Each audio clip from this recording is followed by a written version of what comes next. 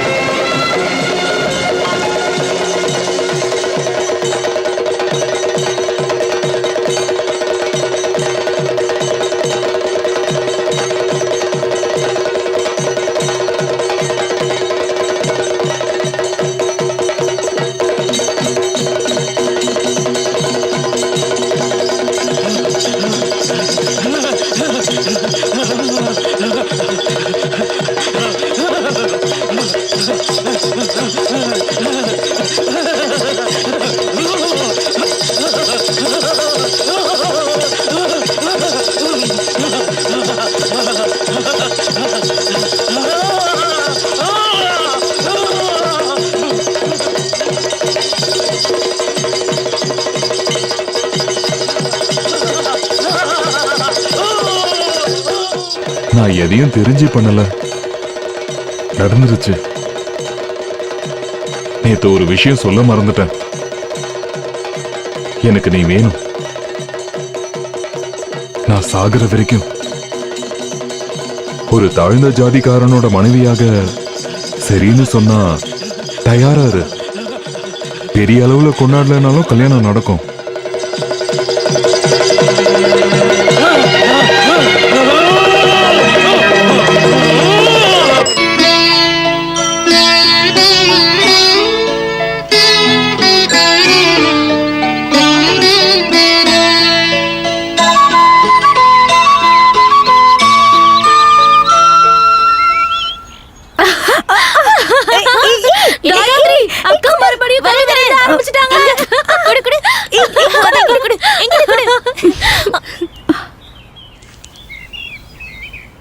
முதல் முறை தேகத்தை தழுவிய தேகம் அந்திமாலை மேகம் ஆன்மாவில் எழுதி பாடலா.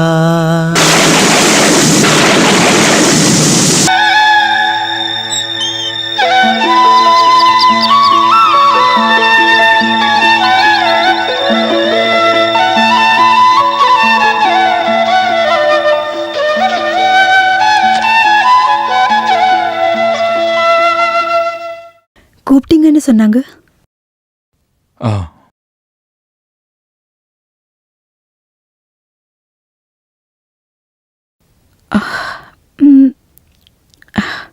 நீங்க எதுக்கு கூப்பிட்டீங்கன்னு சொல்லலையே சிவா?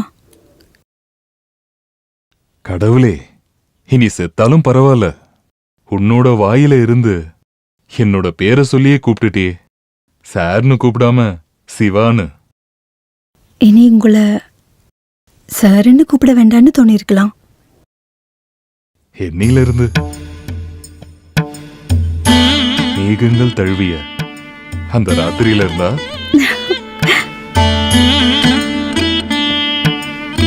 எதுக்கு கூப்பிட்டேன்னு சொல்லவே இல்லைல்ல. அளவுக்கு அதிகமான அழகு, விசாலமான கவிதை ஞானம் இருக்கிற உனக்கு ஒரு குறைய பார்த்தேன். அழகான புருவத்துக்கு நடுவுல குங்குமம் பொட்டோட குறை. என்ன பண்றீங்க? தெரியும், விதவை பொட்டு வைக்க கூடாது, இத தானே சொல்ல போற? துரதிருஷ்டவசமா நான் உனக்கு நெத்தியில வைக்க வந்த குங்குமம் இனி இந்த ஜென்மத்துல நான் வைக்கவே மாட்டேன்னு நீ நினைச்சாலும் அந்த எண்ணத்தை உடைக்க ஒரு ஜென்மம் எடுத்து நான் பிறந்து வந்தேன்னு நினைச்சுக்க.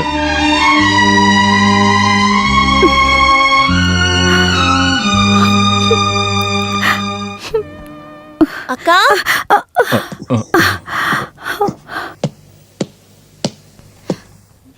என்னோட ப்ராக்ரஸ் கார்டு பாருங்க, நான் தான் கிளாஸ்லயே ஃபர்ஸ்ட் வந்திருக்கேன். உங்களுக்கு இப்பவாச்சும் தோணுச்சே பொட்டு வச்சுக்கணும்னு? உங்களை இப்ப பாக்குறதுக்கு எவ்வளவு அழகா இருக்கு தெரியுமா? நான் போட்டு வைக்கல. ராதாவோட ட்ரெஸ் எடுக்கும்போது ராதாக்கா காலையிலே போயிட்டாங்களே. அது நீ அப்ப பார்க்கல.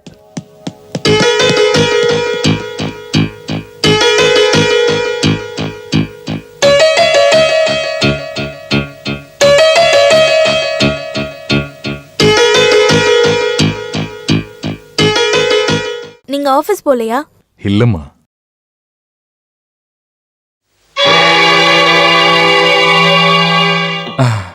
அது ராதாக்கு கொடுக்கறதுக்காக வாங்கினேன். எங்களுக்குள்ள ஒரு பந்தயம் இருந்துச்சு.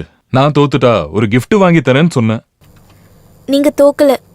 இங்க தோக்குறது இந்த வீட்ல கதி இல்லாத பொண்ணுங்க தான். காயத்ரி, உங்களுக்கு தெரியுமா, முன்னாடி இதே ரூம்ல வந்திருந்த ஒருத்தர் என்னோட அம்மாவுக்கு கொடுத்த gift தான் நான். என் அக்கா பாவம், அழாத நாளே இல்ல. இனிமேலும் கஷ்டப்படுத்தாதீங்க. இந்த வாட்டி நீங்க சொன்ன மாதிரி அரண்மனைக்கு போயிட்டு தான் சர்ச்சுக்கு போவேன். பிஷப்போட உதவியால கண்டிப்பா கண்டுபிடிச்சிடலாம். ஐயோ சார், இப்பதான் நீங்க இருக்கட்டும்டா, வேண்டுதல் தானே. போ. நீங்க எங்க பேக்கோட போறீங்க? ஊருக்கு. ஊர்ல சர்ச்சு திருவிழா. எங்க அம்மாவையும் தங்கச்சியும் தேடி 4வது வாட்டி போறேன். ஓ, அப்ப நீயும் கூட போக தான் வந்தியா? என்னடா வழக்கம் போல இல்லாம தனம் என் கூட வராளேன்னு பார்த்தேன். இந்த வாட்டி கண்டிப்பா கண்டுபிடிச்சிடலாம். சரி வரேன். வா.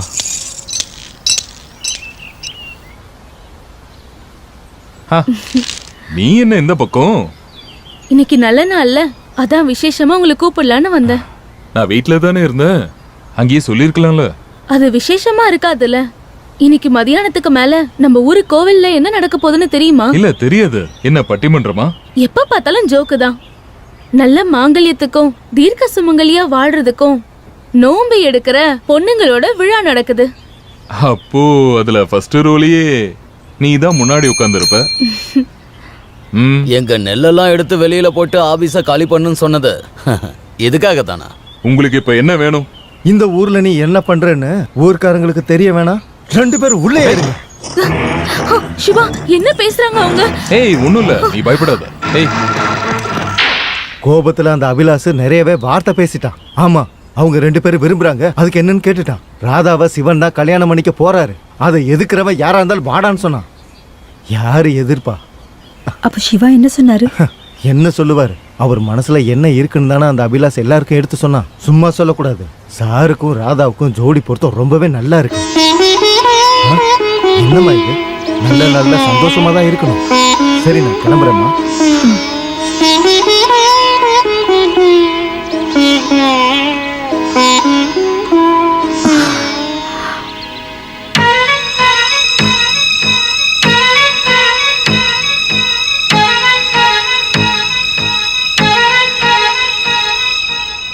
ராதா பூஜைக்கு ரெடி ஆயிட்டு இருக்கா.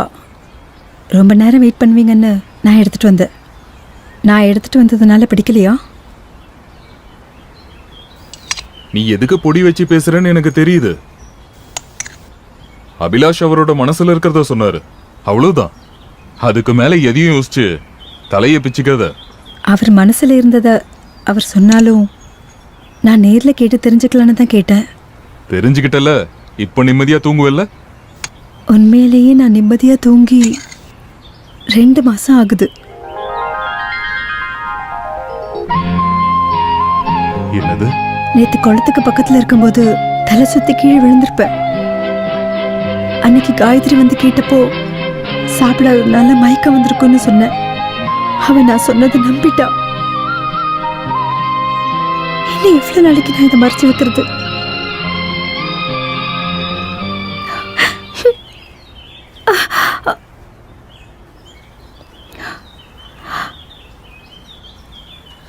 அக்கா, சிவா சார் கிட்ட சொன்னதெல்லாம் உண்மையா?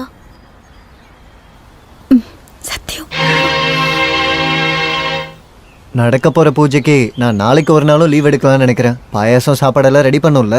ஆனா நீங்க எனக்கு ஒரு வாக்கு கொடுக்கணும். விழா அப்போ காயத்ரி பாடக்கூடாதுன்னு.